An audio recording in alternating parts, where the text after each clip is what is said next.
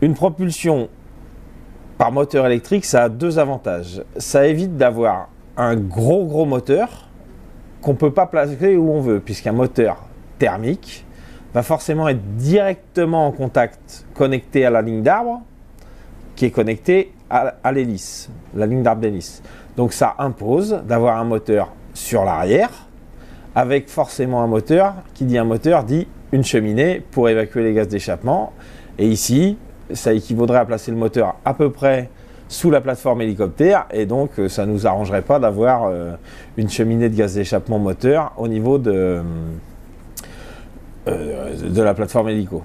Ensuite, ça permet d'avoir une configuration de l'espace machine qui est un peu disponible comme on veut, c'est-à-dire qu'on peut placer les groupes électrogènes qui produisent l'électricité dans l'endroit où on veut du navire et de les connecter via des câbles électriques aux moteurs électriques qui eux seront à l'arrière et qui auront beaucoup moins de volume que des moteurs thermiques.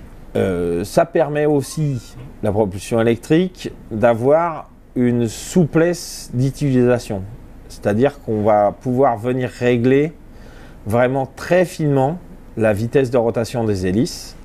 Et le dernier point, dernier avantage de la propulsion électrique, c'est que ça limite beaucoup les vibrations. Ça, c'est plutôt pour le côté passager.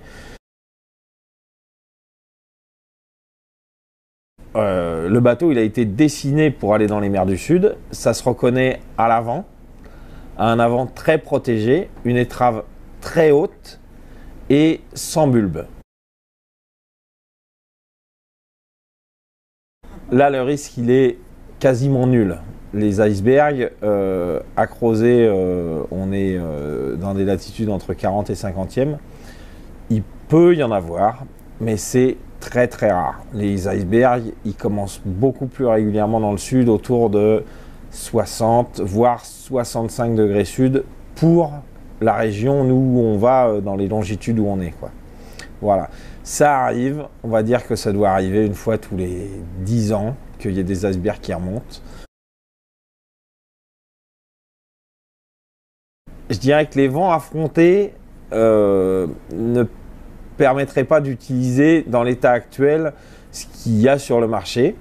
Ensuite, il y a quand même une grosse contrainte de temps. Il faut avoir une rotation très rythmée pour ne pas perdre de temps de navigation entre les 3 escales que nous faisons.